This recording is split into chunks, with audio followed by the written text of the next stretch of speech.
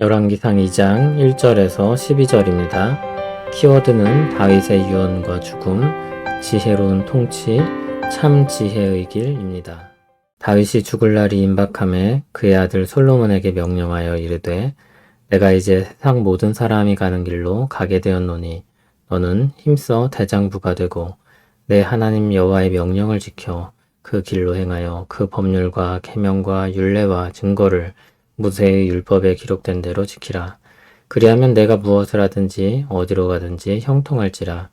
여호와께서 내 일에 대하여 말씀하시기를 만일 내 자손들이 그들의 길을 삼가 마음을 다하고 성품을 다하여 진실이 내 앞에서 행하면 이스라엘 왕 위에 오를 사람이 내게서 끊어지지 아니하리라 하신 말씀을 확실히 이루게 하시리라. 스루야의 아들 요압이 내게 행한 일 곧 이스라엘 군대의 두 사령관 넬의 아들 아브넬과 여델의 아들 아마사에게 행한 일을 내가 알거니와 그가 그들을 죽여 태평시대에 전쟁의 피를 흘리고 전쟁의 피를 자기의 허리에 띤 띠와 발에 신은 신에 묻혔으니 내 지혜대로 행하여 그의 백발이 평안히 스올에 내려가지 못하게 하라. 마땅히 길르앗 바르실레의 아들들에게 은총을 베풀어 그들이 내 상에서 먹는 자 중에 참여하게 하라. 내가 내 형 압살롬의 낯을 피하여 도망할 때 그들이 내게 나왔느니라. 바울인 베냐민 사람 게라의 아들 시므이가 너와 함께 있나니 그는 내가 마하나임으로 갈 때 악독한 말로 나를 저주하였느니라. 그러나 그가 요단에 내려와서 나를 영접함으로 내가 여호와를 두고 맹세하여 이르기를 내가 칼로 너를 죽이지 아니하리라 하였노라. 그러나 그를 무죄한 자로 여기지 말지어다. 너는 지혜 있는 사람이므로 그에게 행할 일을 알지니 그의 백발이 피 가운데 스올에 내려가게 하라. 다윗이 그의 조상들과 함께 누워 다윗성에 장사되니 다윗이 이스라엘 왕이 된 지 40년이라 헤브론에서 7년 동안 다스렸고 예루살렘에서 33년 동안 다스렸더라. 솔로몬이 그의 아버지 다윗의 왕위에 앉으니 그의 나라가 심히 견고하니라. 아멘. 솔로몬이 왕이 되고 나서 다윗은 마지막 말을 남기고 죽습니다. 그가 전한 말은 크게 두 가지입니다. 하나는 하나님을 따라 통치해야 할 것과 다른 하나는 대적들에 대한 처분과 공신들에 대한 대우 문제입니다. 2절을 보면 다윗은 자신의 죽음을 예상하고 있습니다. 세상 모든 사람들이 가는 길로 가게 되었다고 했습니다. 누구나 가는 그 길입니다. 그는 자신의 죽음을 부정하지 않으며 하나님 안에서 담담히 받아들입니다. 그리고 자신의 마지막 역할을 감당합니다. 솔로몬에게 힘써 대장부가 되고 기록된 하나님의 명령을 지키라고 했습니다. 그러면 그가 형통할 것이라고 했습니다. 이는 신명기와 다윗 언약에 근거한 선언입니다.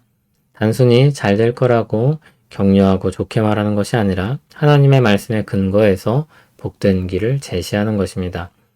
다윗이 받았던 언약처럼 그가 순종함으로 말미암아 왕위는 계속될 것입니다. 5절부터는 대적들에 대한 이야기가 나옵니다. 스루야의 아들 요압에 대한 이야기가 먼저 나옵니다. 그는 아브넬과 아마사를 암살한 사람입니다. 그것은 불순종이었고 범죄였습니다. 아브넬은 사울의 총사령관이었는데 화평을 위해 요압을 만난 날 살해를 당하게 됩니다. 자신의 동생 아사엘의 죽음에 대한 복수였습니다. 전쟁 중 죽임을 당한 이를 담아두었다가 평화협상이 이루어지려고 할 때를 틈타 죽인 것입니다. 아마사는 압살롬 군대의 지휘관이었습니다. 압살롬의 반란은 실패했습니다. 그때 다윗은 분열의 소지를 없애고 화합하기 위해 아마사를 요압 대신 지휘관으로 세웠습니다. 요압은 앙심을 품고 있다가 세바가 난을 일으키자 기회를 봐서 아마사를 제거합니다. 이 역시 독단적인 일이었으며 개인적인 복수였습니다. 그는 평화의 시대에 피를 흘린 사람으로 평가됩니다. 마땅히 그 죄에 대한 대가를 치르게 해야 했습니다. 다윗은 자신이 미처 행하지 못한 공의를 솔로몬을 통해 이루게 합니다. 앞에서 율법에 대한 순종을 말했기 때문에 악인에 대한 처분을 언급하고 있는 이 부분은 공의를 시행하는 것으로 잘 어울립니다. 다음은 바르실레 아들들에 대한 대우입니다. 바르실레는 압살롬이 반란을 일으켰을 때 도망하며 곤란한 지경에 있던 다윗 일행을 위해 음식을 제공하고 은혜를 베풀었던 사람입니다. 그런데 바르실레는 다윗이 베풀려고 했던 것들을 고사했었습니다. 다윗은 그의 충성을 잊지 않았고 그의 아들들을 선대하게 했습니다. 그의 아들들은 왕의 상에서 먹도록 예우했습니다. 다음은 시므이에 대한 처분입니다. 시므이는 다윗을 저주했던 사람인데 나중에 잘못을 뉘우치고 용서를 받습니다.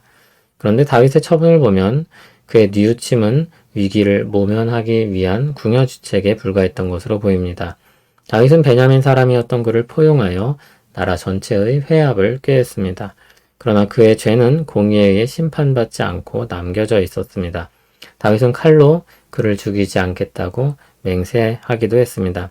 한편 다윗이 죽고 나면 그가 남긴 허물은 솔로몬에게 독이 될 것이었습니다.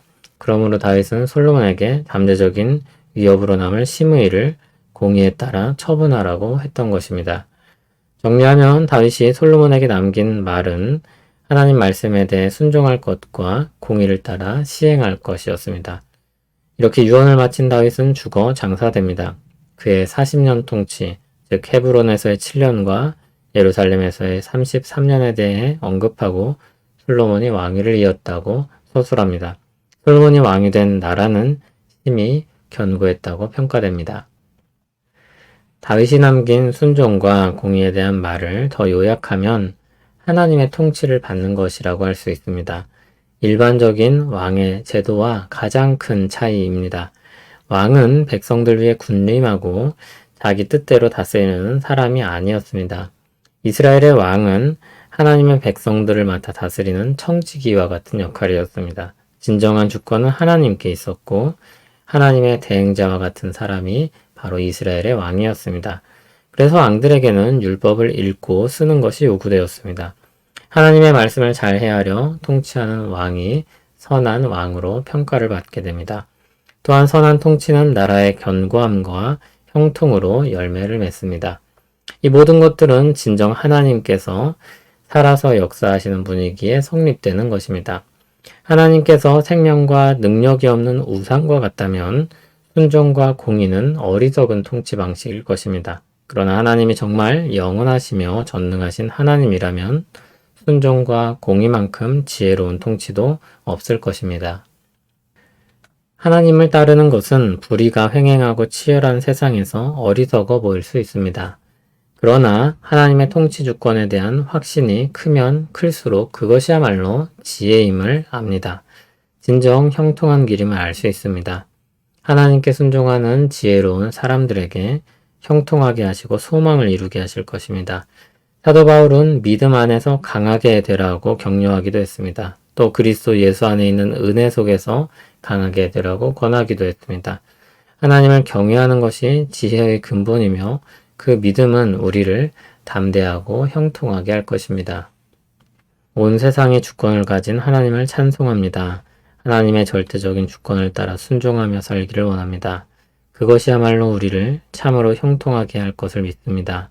하나님에 대한 확신이 커지게 하시고 주 안에서 담대하고 지혜롭게 살게 하옵소서.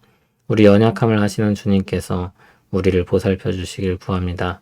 우리와 함께 하시는 영광의 주님, 주님과 동행하게 하옵소서. 예수님 이름으로 기도합니다. 아멘.